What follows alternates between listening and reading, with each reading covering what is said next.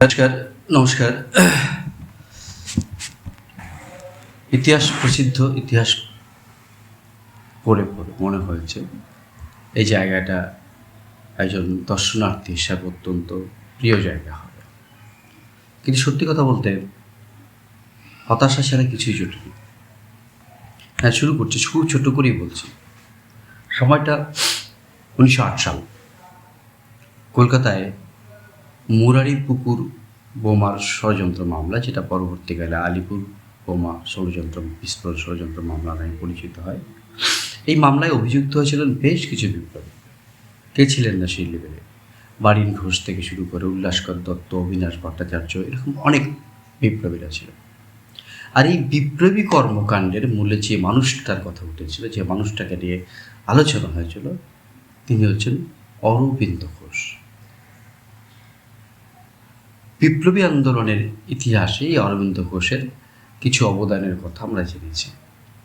অর্থাৎ ইংরেজ শাসনের বিরুদ্ধে বা ব্রিটিশ শাসনের বিরুদ্ধে তিনি কিন্তু সরাসরি না হলেও ওই সময়টাই বিপ্লবী কথাবার্তা, বিপ্লবী আন্দোলনের যারা অনুসারী, তাদের একটা কেবল প্রেরণার প্রতীক হয়ে উঠেছিলেন।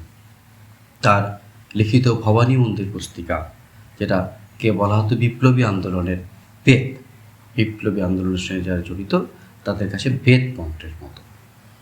1908 সালের এই বোমা ষড়যন্ত্র মামলায় আলিপুরের অন্যান্য বিপ্লবীদের সঙ্গেও অরবিন্দ ঘোষ গ্রেপ্তার হয়েছিলেন।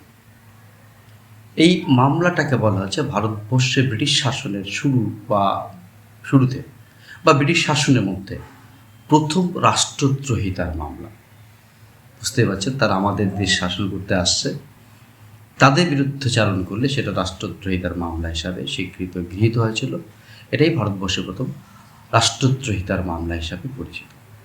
1908 থেকে 1909 দীর্ঘ 1 বছর বহু শুনানির পর এই মামলায় রায় দিয়েছিলেন তৎকালীন বিচারক, এবং অরবিন্দ ঘোষের হয়ে এই মামলায় যিনি লড়াই করেছিলেন উকিল হিসাবে, তিনি আর কেউ নন, আমাদের শ্রদ্ধেয় চিত্তরঞ্জন দাস। এই মানুষটি যদি আরও কিছুকাল বেঁচে থাকতেন, তাহলে জাতীয় আন্দোলনের প্রেক্ষাপট একটা অন্যরকম হতে পারত। আমি এই আলোচনায় যাচ্ছি না। আলোচনা হচ্ছে যে 1909 সালে অরবিন্দ ঘোষ সেই মামলা থেকে বেকসুর খালাস পেলেন। উল্লাসকর দত্ত, বারীন্দ্র ঘোষ, যিনি আবার অরবিন্দ ঘোষের ভাই হন, অবিনাশ ভট্টাচার্য, এদের প্রচুর বিপ্লবের, কারো যাবজ্জীবন কারাদণ্ড হয়েছিল, কারো ফাঁসি হয়েছিল, কেউ কেউ আবার মুক্তি পেয়েছিল। প্রশ্নটা হচ্ছে এটাই যে 1909 সালের পর অরবিন্দ ঘোষকে বাংলার বিপ্লবী আন্দোলন তো দূরের কথা, বাংলার ভারতবর্ষের স্বাধীনতা আন্দোলনেও তার বিন্দু মাত্র উপস্থিতি আমরা লক্ষ্য করি। হঠাৎ করে 1909 সালের পর অরবিন্দ ঘোষ সুদূর বাংলা ছেড়ে পণ্ডিচেরিতে আশ্রয় নিলেন। একটা কথা মনে রাখা উচিত, সেই সময়ও ভারতবর্ষে বেশ কিছু কিছু জায়গায় ফরাসি উপনিবেশ ছিল। পণ্ডিচেরি তার মধ্যে নতুন।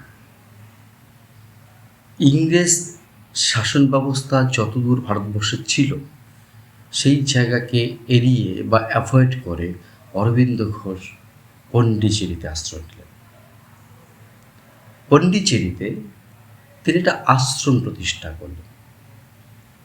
1910 সালে তিনি পণ্ডিচেরিতে এসেছিলেন। 10 থেকে 1926, 16 বছর পর 1926 সালের 24শে মে আজকে তিনি যেটা পণ্ডিচেরিতে আশ্রম রয়েছে, ঋষি অরবিন্দ আশ্রম, সেটা প্রতিষ্ঠা করেছেন। সত্যি কথা বলতে বহু আশা নিয়ে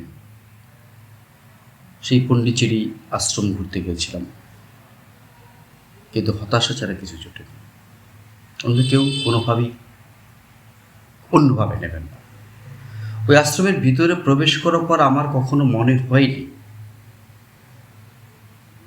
এটা আধ্যাত্মিক ধ্যান যোগের কোনো ক্ষেত্র হতে পারে। ওখানকার পরিবেশ,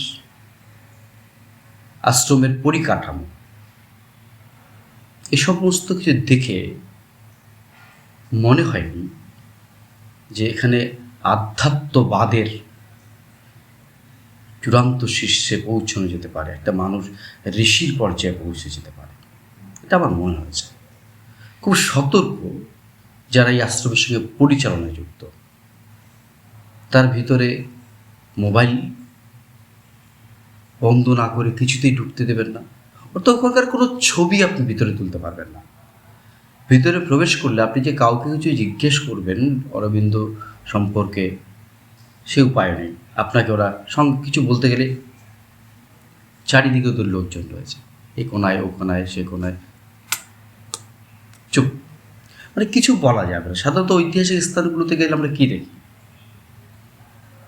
জানতে আগ্রহ হয় কী হয়েছিল, অরবিন্দ ঘোষ কীভাবে এখানে লাইফ শুরু করেছিলেন, কীভাবে তার এই ঋষিত্ব লাভ হলো, এই বিষয়গুলো জানার খুব ইচ্ছা ছিল।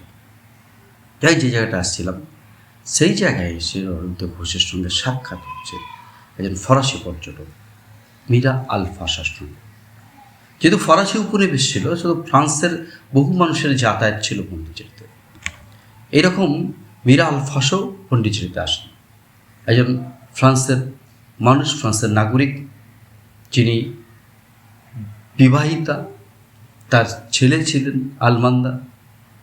তিনি আবার ফ্রান্সে ফিরে যান, পরবর্তীতে ফ্রান্সে আসেন।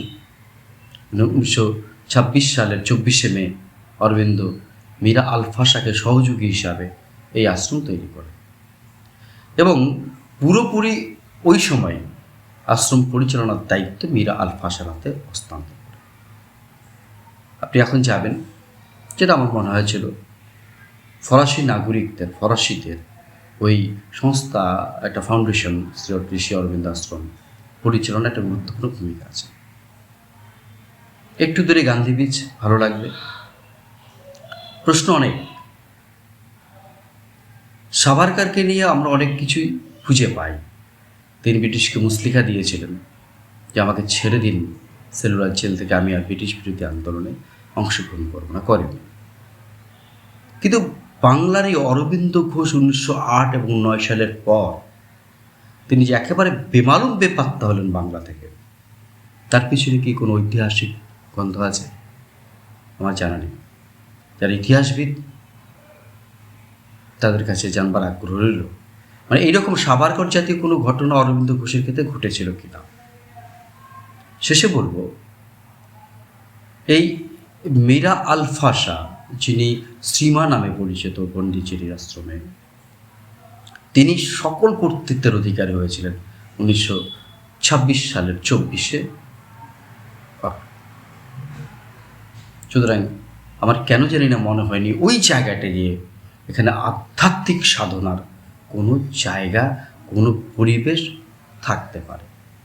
আর ওই আশ্রম, আমার এটাও মনে হয়নি ওই আশ্রম থেকে সামাজিক, জাগতিক বা দেশের কল্যাণের স্বার্থে কোনো পদক্ষেপ গৃহীত হয়ে থাকতে পারে। আমি জানি না, এটা জানবার জন্যই যারা ইতিহাস জানেন অনুরোধ করব, অন্যভাবে কিছুতেই নেবেন না, আমাকে জানাবেন। আমার জানবার খুব আগ্রহ রইল। ভালো থাকবেন।